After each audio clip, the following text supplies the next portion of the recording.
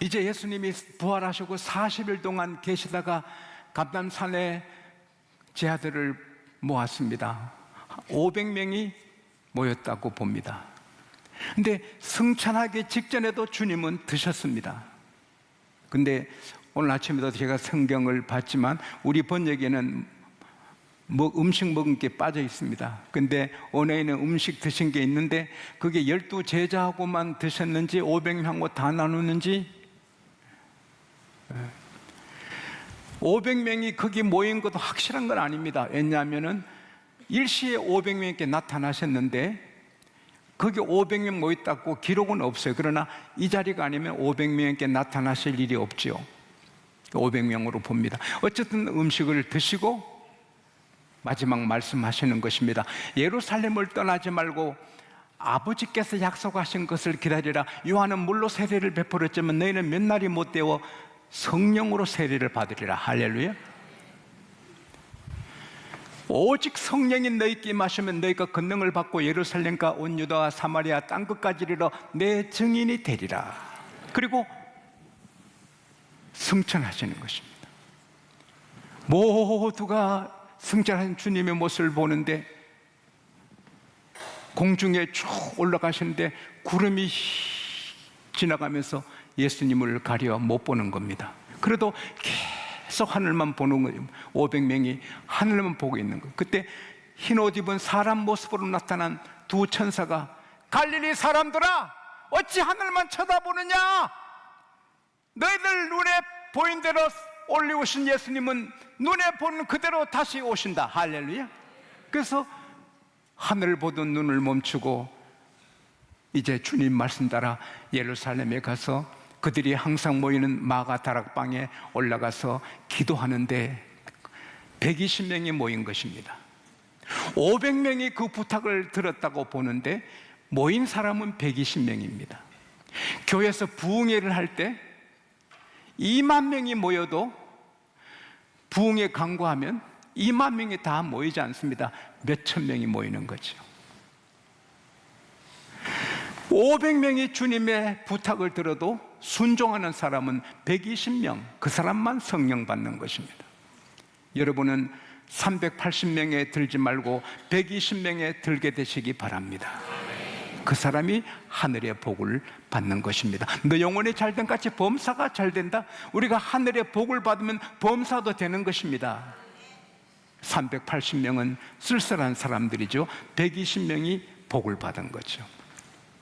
이제 그들이 전혀 기도 힘쓰는데 사도행전 1장 14절에 그들이 오로지 기도에 힘을 써서 기도만 하는데요, 오순절날이 이르렀습니다. 오순절날이란 말은 6월절 이튿날에 누룩 없는 빵을 먹고 그 다음 50일째 날인데 그때 보리추수, 밀추수 하는 때입니다. 그래서 그 보리추수를 하나님께 감사하여 드리는 맥추절인 것입니다. 유대인의 3대 절기인데 또 그 날이 기약이 된 것은 모세가 시내산에서 하나님의 율법을 받을 때 오순절날에 받은 것입니다.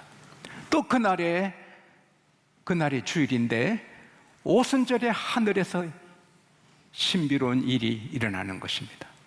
갑자기 그 다락방에, 지금 또 성지순례 가면 그 다락방을 거쳐옵니다. 근데 그 다락방에 급하고 강한 바람이 샥, 바람 소리가 샥, 저는 그걸 들었거든요. 제가 성령의 충만 받을 때 여름에 한 장로님 집에 마루에서 기도하는데 소리를 들었거든요. 그래서 무슨 태풍인가 눈을 뜨니 나팔꽃 꽃잎 하나 흔들리지 않고 그 넌닝사수 빨랫줄에 많았는데 빨랫줄에 빨래 하나 흔들리지 않는데 제 앞에는 바람이 불어오고 귀에는 들리는 겁니다. 그리고 조금 뒤에 제가 은사를 받고 내가 땅에 있는지 하늘에 있는지 모를 그런 신비로운 체험에 들어간 겁니다. 급하고 강한 바람 소리가 막 들립니다. 그런데 불덩어리, 혀 같은 불덩어리가 공중에 임했습니다. 120명이 다 봅니다. 근데 그 120명이 한 사람도 빠짐없이 120가닥으로 사람마다 불길이 맙니다. 할렐루야. 나는 오늘 이 시간에도 성령의 불덩어리가 임해가지고 저와 여러분 한 분도 빠짐없이 성령의 불길이 임하기를 축복합니다.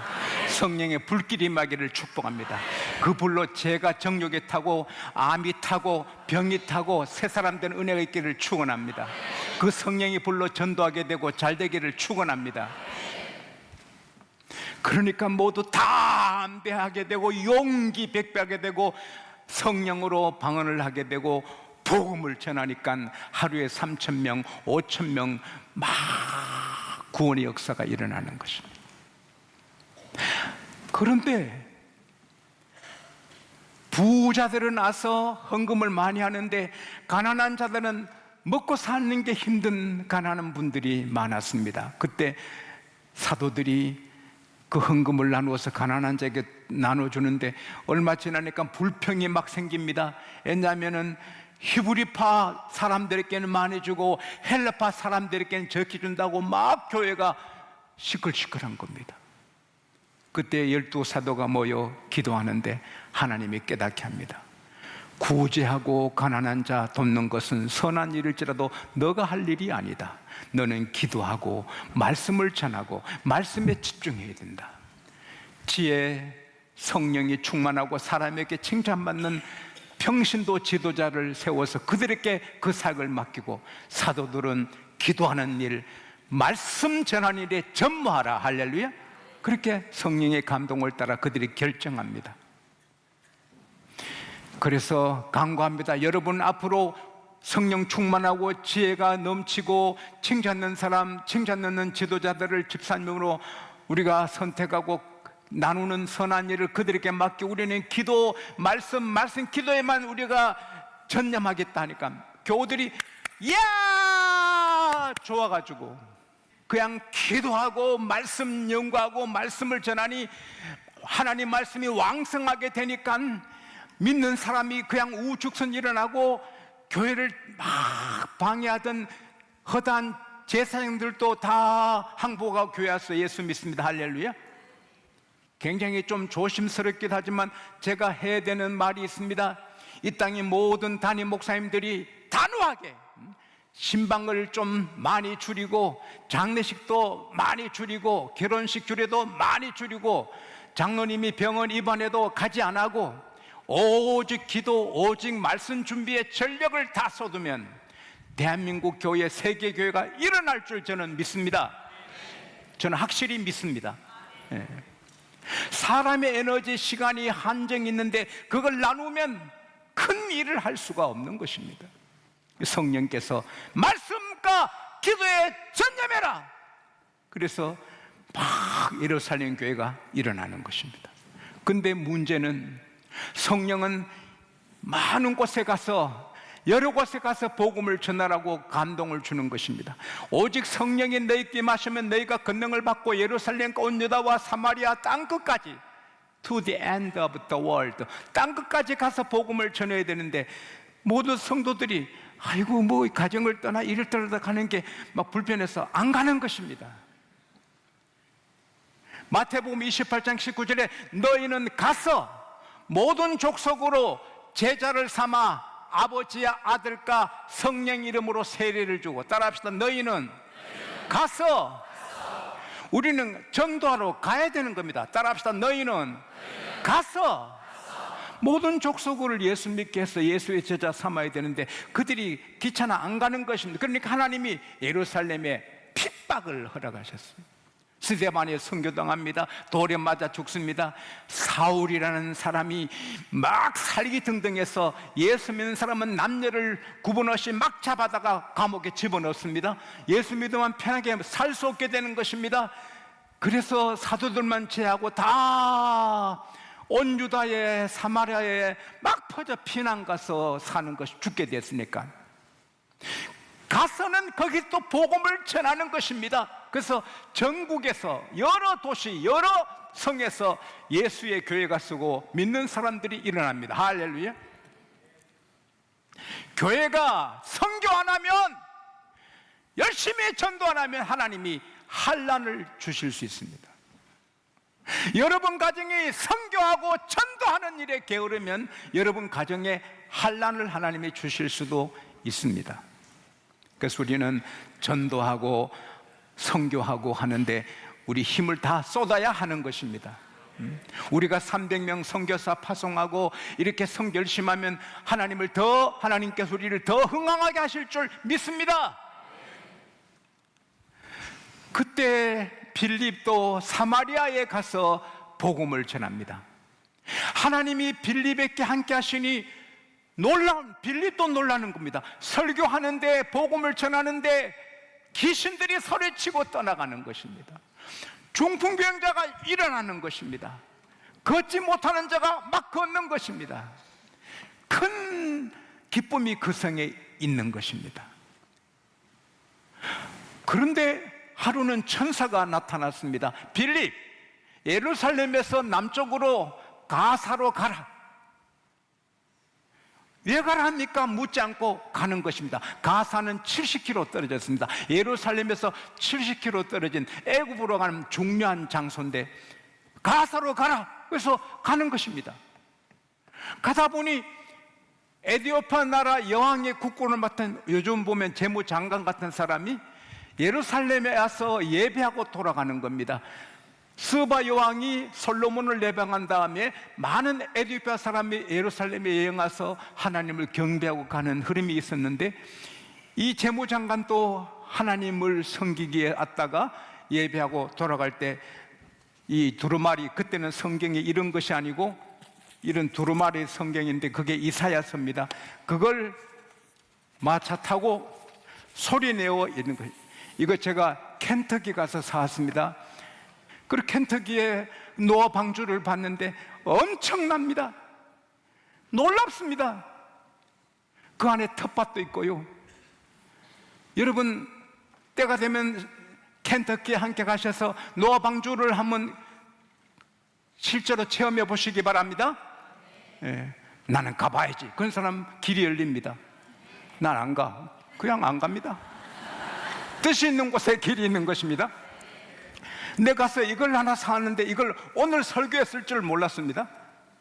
하나님은 그때 이때 쓰라고 이걸 사오게 하는 이 두루마리 성경이. 그래서 소리 내어서 읽는 것입니다.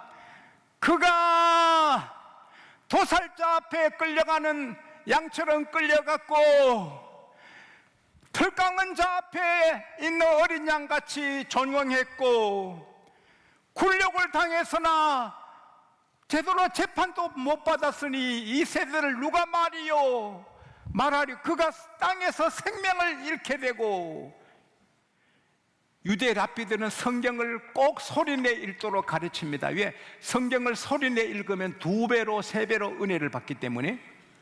그래서 이 재무장관이 읽으면 갑니다. 그때 성령이 가까이 가라, 마차로 가까이 가라, 빌립에게 감동합니다. 가까이 갔습니다.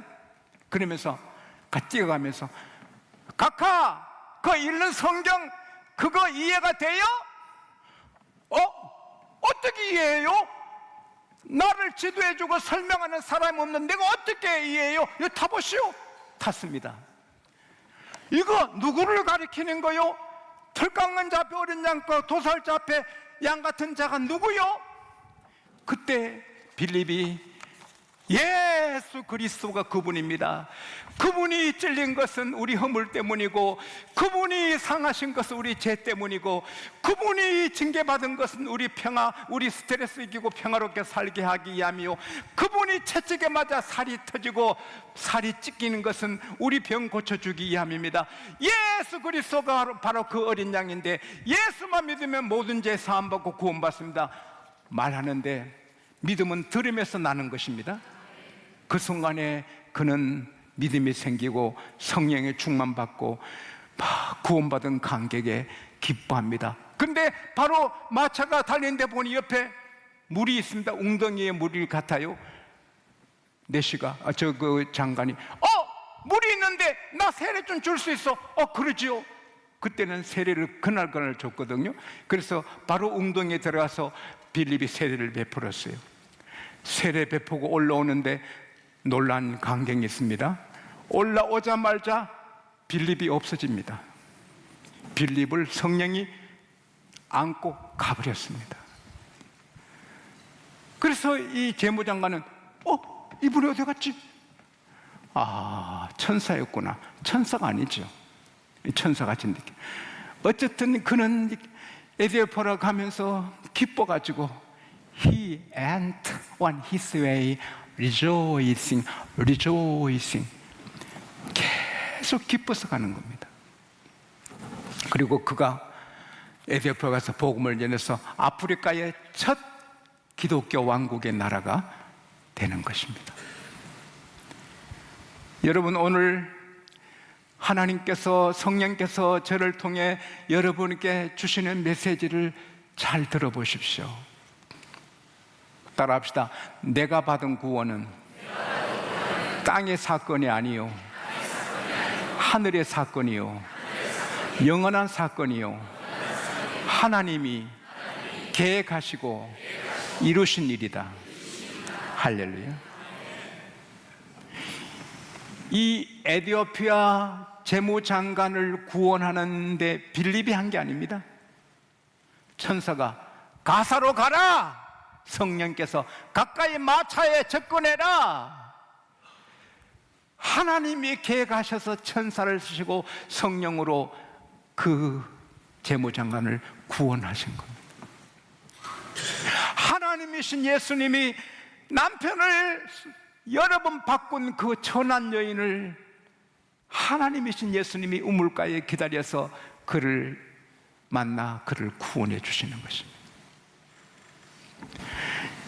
하나님께서 아브라함, 아브라함 불러 하나님의 자녀가 되게 하신 것처럼 지용수 여러분을 하나님이 하늘에서 정하시고 부르시고 의롭게 하시고 영화롭게 하나님의 자녀로 삼아 주신 것입니다. 이 축복은 세상의 다른 것과 비교할 수가 없습니다. 이 세상의 성공, 부귀영화, 선거에 당선되고 명문대학 들어가고 좋은 멋진 남자 얻어 결혼하고 멋진 여자 얻어 결혼하고 좋은 자동차 굴리고 좋은 집에 살고 좋은 회사 취직하고 좋아 보여도 다 지나가 버립니다. 이병철 회장님이 지나가셨어요. 정주영 회장님이 지나가셨어요. 여러 대통령이 다 지나갔어요. 네? 다 지나가는 거예요. 인생은 허무한 것입니다. 그러나 하늘이 개입해서 구원받은 사람은 영원한 것입니다. 내가 누구를 전도할까 계획을 세워 전도하면 실패합니다. 안 돼요. 하나님이 정하지도 않았는데 그 사람 아무리 전도해도 구원 못합니다. 천사가 가사로 가라, 성령이 마차로 가까이 접근해라. 따라합시다. 전도는 하나님이 계획하시고 실행하신다. 우리는 그냥 쓰임 받는 겁니다. 마지막으로 전능하신 하나님의 성령이 우리 안에 계시는데 천사들이 우리를 돕고 계시는데 제 사랑하는 목사님이 제게 말씀했습니다. 무척 괴롭힌 장로님이 계셨는데 하루는 차조들이 무릎을 꿇고 목사님 내가 잘못했습니다. 목사님 내가 잘못했습니다. 하나님이 두려운 마음을 주니 찾아왔어. 그러더라. 목회하는 걸 천사들이 돕고 우리 사는 길을 천사들이 돕고 지켜주고 성령이 도와주십니다. 그런데 우리가 못할 게 뭡니까? 세계 제2차 대전의 영웅은 윈스턴 처칠입니다. 기자들이 각하는 어찌 국민에게 그렇게 희망과 용기를 그렇게 줄 수 있었습니까? 아니, 나는 용기와 희망을 국민에게 준 일이 없어요. 우리 국민들에게 있는 용기에 집중했습니다. 다 용기가 있는데 용기를 안 쓰고 있어서 용기를 집중해서 쓰도록 한 것뿐입니다. 우리 안에 용기가 있고 크리에이티브, 창의적인 아이디, 우리는 인공위성을 하늘에 띄워보낼 수 있는 하나님을 닮은 엄청난 힘이 있습니다. 굉장히 여러분 아시는 얘기인지 모르지만 저는 이 책을 읽고 굉장히 쇼크를 받았는데, 잭 안드라카 13살 때 자기 아버지처럼 자기를 사랑해주고 잘 이렇게 사랑을 베푼 이웃집 아저씨가 췌장암으로 세상을 떠납니다. 심장이 아팠습니다. 췌장암이 뭔데 아저씨 뺏어가? 췌장암이 뭔데 내 아저씨를 죽여? 이놈의 췌장암이 뭐야? 그래서 그는 13살에 인터넷 들어가고 도서관에 가서 췌장암이 뭐냐, 이 췌장암이 왜 사람을 죽이느냐 연구합니다. 그는 발견합니다. 췌장암에 걸려도 사람이 모르고 이상해서 병원 가면 벌써 말기라. 췌장암은 초기에 발견하면 치료할 수 있는데 다 말기에 발견되는 사람이 85%. 그래서 생존율은 2%밖에 안 되는 거예요. 다 죽는 거예요. 그리고 일찍 검사 못하는 검사비가 너무 비싸고, 검사하는 시스템이 60년 전에 캐캐 묵은 건데 다른 좋은 방법이 없는 거예요. 그래서 중학교, 고등학교 계속 이 췌장암을 공부합니다. 그는 고등학교 생물학 시간에 깨닫습니다. 암이 걸리면 몸 안에 단백질이 반응하는데 몸 안에 8,000가지 단백질이 있대요. 우리 몸 안에 단백질이 8,000가지 종류가 있는데 그중에 어떤 단백질이 반응을 일으키냐, 그걸 이 학생이 연구하는 겁니다. 4,000번째 반응하는 단백질이 메소텔린인 걸 그는 발견합니다. 그래서 모든 유명 대학, 의과대학 연구소에 자기 연구한 걸 알려도 고등학생이 뭐 한다 그래? 99개 연구소, 병원에서, 대학에서 거절했습니다. 그런데 존스 핫킨스 대학의 미트라 교수 연구진이 그걸 받았습니다. 그래서 같이 연구한 결과 그 당뇨병을 검사하는 값싼 시험지를 응용해서 간단하게 췌장암을 발견하는 것입니다. 그래서 그 장치가 되고 기존 방식보다 168배 빠르게 진단하고 400배 빠르게 민감하게 알고 26,000배 가격이 저렴하고 정확도가 100%입니다. 이 메소텔린 단백질로 반응을 보면 이 사람이 췌장암인지 아닌지 100%를 발견하는 것입니다. 그래서 그가 국제적 과학경진대회 ISEF에서 대상을 수상하고 미래의학을 바꾼 큰 사건을 이룬 학생이라고 세계의 격찬을 받았습니다. 자, 집중해 보십시오. 한 사람이, 고등학생이 집중해도 이런 이단 일을 하는데 우리가 못할 게 뭡니까? 따라합시다. 내가 못할 게 뭐냐? 내가 못할 일이 뭐냐? 그 다음에 우리는 성령이 계시는데, 전능하신 하나님, 할렐루야. 우리 안에 성령님에게 우리 집중해야 되는 겁니다. 성령님이 식당하면 실패하겠어요? 사업하면 실패하겠어요? 직장 생활하면 실패하겠어요? 성령님이 공부하면 실패하겠어요? 오늘부터 내 안에 계신 성령님에게 집중합시다. 그래서 무슨 일을 하든지 위대한 일을 이루는, 저분 보면 하나님이 살아계셔, 할렐루야. 그런 위대한 일을 하는 우리 청년들, 모든 성도들이 되시기를 축복합니다.